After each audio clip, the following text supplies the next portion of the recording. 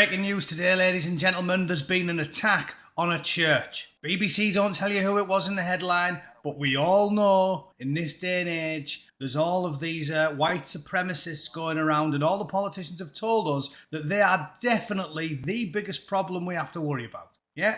Loads of casualties as a result of all this white supremacism. You know, there was 9/11, 7/7, Bataclan, Nice Trucker Peace, Charlie Hebdo, Lee Rigby, Manchester Evening News Arena, Brussels, Berlin, Madrid train bombing. Definitely going to be the same white supremacists that did then. All right? So let's talk about it and see if I can figure out what we can do about these vicious, pasty, ginger terrorists.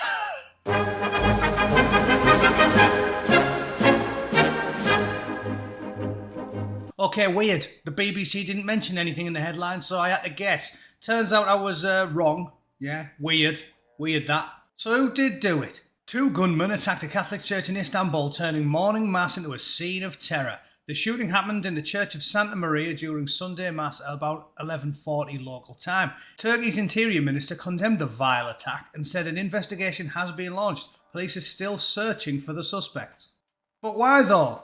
Surely it's easy to find like a pale, fat ginger bloke in Turkey, isn't it? I mean, because I don't feel like Turkey have done the same thing we did and imported millions and millions of random strangers, so therefore the average bus journey looks like the cast of Fame and the Cosby Show sitting on it. I feel like it'll be easy to find these white supremacists.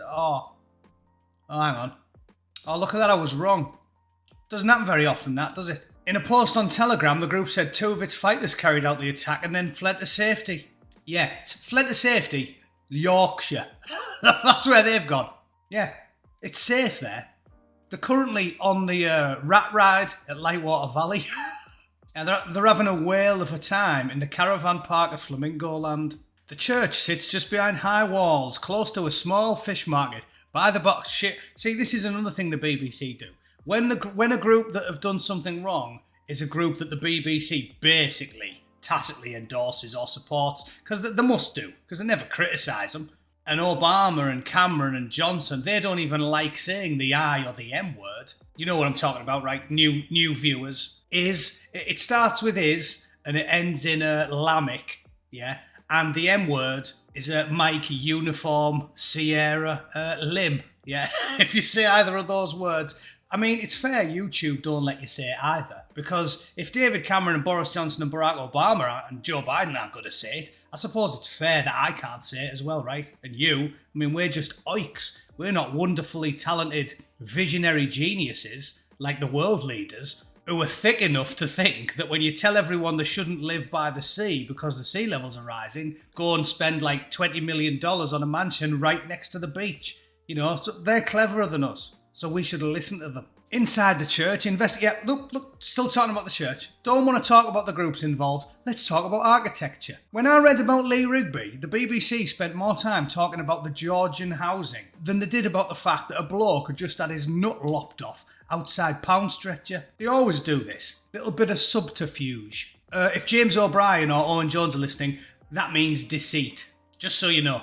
The Turkish Interior Minister visited the scene and said that an individual identified only as CT had died in the attack. The uncle of the dead man told media the victim was 52 years old and was about to become a Christian. Yeah, well, he's not going to now, is he? Maybe that's why they did it. They don't like converts, do they? Another relative said he was mentally ill. Well, you have to be a bit mental wanting to convert to Christianity when you're living in Turkey, don't you? You've definitely got to be off your box if you think that's a good idea. Because funny old thing, they're not the most tolerant people. Yeah, no. You might think they are, because you went to school with a bloke who's basically agnostic, but his parents or his grandparents happen to come from somewhere around there.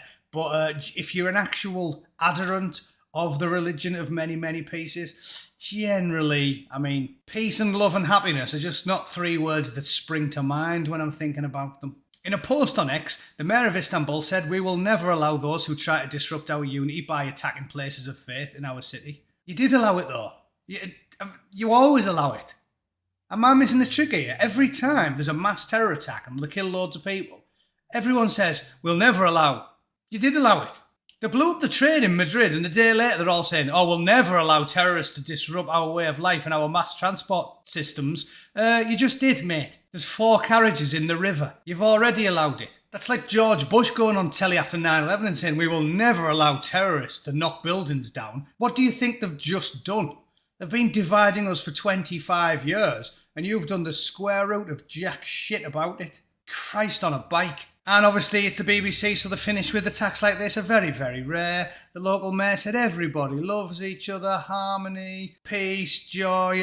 Then they played Imagine on a piano, lubed up, and they all daisy-chained around it with no clothes on.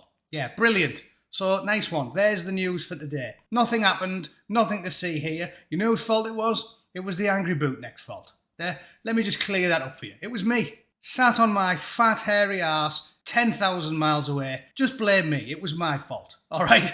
Sorry. Thanks for watching that, ladies and gentlemen. I hope that perked up your Sunday evening.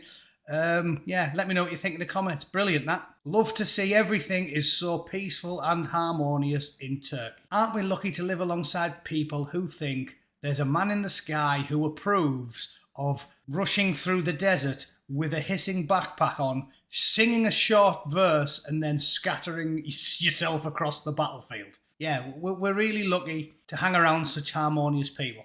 Hang on, I've just thought of an idea. We should find people that believe in doing things like that, and then maybe we could import millions of them to the UK, and then get like 30-year-old blokes and put them in maths class with like 13-year-old boys. That's a good idea, isn't it? Let's do that. Anyway, I hope you like my plan. I hope you like that video. Thanks for watching. See you all very soon. Cheers.